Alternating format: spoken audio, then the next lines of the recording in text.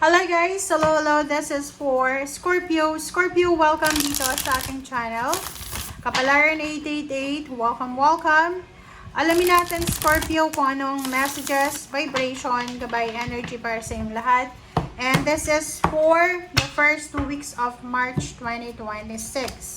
Okay, first 2 cards tayo. This is 6 of Swords and 9 of Cups. Kung iisipin mo, mag-ano sila same number lang sila, 66, 99, 69, 69, 96, 96. Alright. So, sinasabi ng Barasio dito, Scorpio, na sa buwan na to, especially from March 1 hanggang 15, until the end of March, sinasabi ng barahan na you are traveling. Magta-travel ka, maybe you're relocating, lilipat ka ng bahay, magbabakasyon ka ba kasama ng buong pamilya, and pwedeng magbabakasyon ka sa dagat, sa ilog, meron din ditong magbo-boating, pwedeng sasakay kayo sa barko, ngayong buwan na to ng Marso, and nakikita natin dito na sobrang smooth, sobrang tahimik ng buhay mo. Emotionally, this March, para sa mga Scorpio, ngayong buwan ng Marso, sinasabi ng Barasio dito na isa sa mga emotional wishes mo, isa sa mga emotional dreams mo, ang posibleng mangyari. Alright? So, tingnan mo siya. May mga wini-wish ka, like for your family, like ang plano mo is mag-travel with your family, magbakasyon with your family, makabili ng sasakyan with your family, ganon, ganito. So, eto siya. Possible siya this March.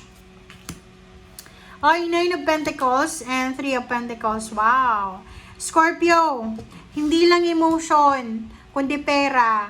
Sinasabi ng Barasio dito na meron kang matagal nang pinaplano tungkol sa kaperahan. Like for example, ang tagal-tagal mo nang pinaplano na magnegosyo. Ang tagal-tagal mo ng planong pakasal, parang ganon. Ang tagal-tagal mo nang gustong magpatayo ng bahay, or ang tagal-tagal mo nang gustong abroad, or kung ano pa man, sinasabi ng Barasio dito na posibleng darating siya ng sabay-sabay ngayong Marso. Wow! Ang galing naman. Okay. Ace of Cups and Queen of Pentacles.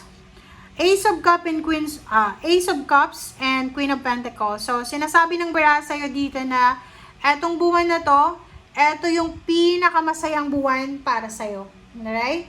Eto yung eto yung pangarap mo Yung parang, halimbawa, pinag-ipunan mo yung buwan na to kasi there's a celebration, umaapo yung cups mo Diba?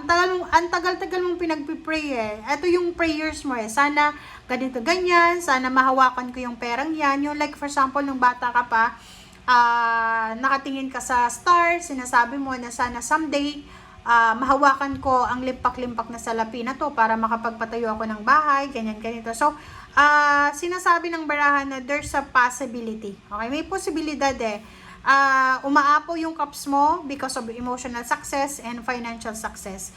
And yung emotional success mo, mangyayari yan because of your financial success. Okay? And last card natin dito sa ilalim is Justice. Good karma coming.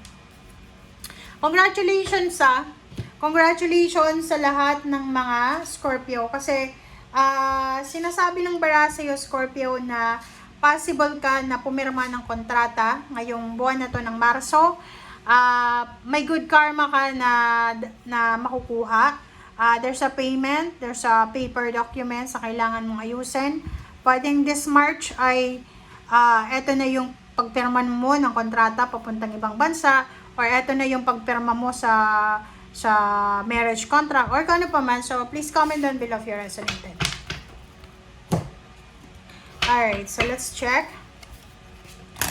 This card is from Spiritual Animal card, animal message. So, titingnan natin, Scorpio, kung anong message ang kailangan mong marinig. 2, 4, 6, 7. Alright, so let's check. 7, 1, 2, and 3. Okay. Okay, so yung first message mo dito is butterfly spirit, transformation. Wow! So, nakikita mo dito yung butterfly na meron siyang corona, 11. And number 11 is manifestation.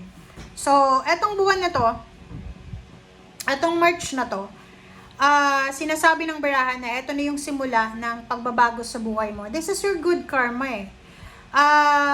Tulad ng Pisces, panoorin mo yung Pisces kasi pareho lang naman kayong zodiac sign na water sign.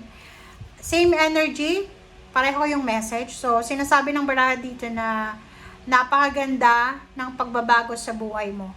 'Di ba? So, sa buwan na to, marirealize mo na pag mabuti ka talagang tao, blessings ang darating sa'yo. Pero pag masama kang tao, masama din yung darating sa'yo. So, yung mga taong nakagawa ng masama laban sa'yo, yung mga taong pinagplanuhan ka ng kasamaan, mag-harvest din sila ng kasamaan. Pero ikaw, sinasabi ng barahan na magta-transform ka. 'Di ba? Parang ano to eh, para ka talagang butterfly. Okay? You will be free financially and emotionally, and at the same time, kung babae ka, magiging sobrang attractive ka sa buwan na to. Number 14, number 5, chameleon spirit. Act as if, parang chameleon, magbabago yung color. So, sinasabi ng baraha sa'yo dito yun. Transformation yung dalawa na to parang sinasabi sa'yo na accept. Tanggapin mo kung ano mang pagbabago na magaganap sa'yo. Kasi, ito yung nakatadhanan. Ito din yung karma na para sa'yo. And, huwag kang mag-alala, good karma ito na dumarating sa'yo. Okay? And last message natin is from Swan Spirit. Time for a deep dive. So, parang ganun din with the Pisces, Scorpio. Pareho kayo na sinasabi ng barahan na oras na, okay? Show the world. Ipakita mo na sa mundo kung ano talaga yung kaya mong gawin. Diba? Napakaganda mo sa buwan na to. You're shining, 'di ba? Parang gano'n.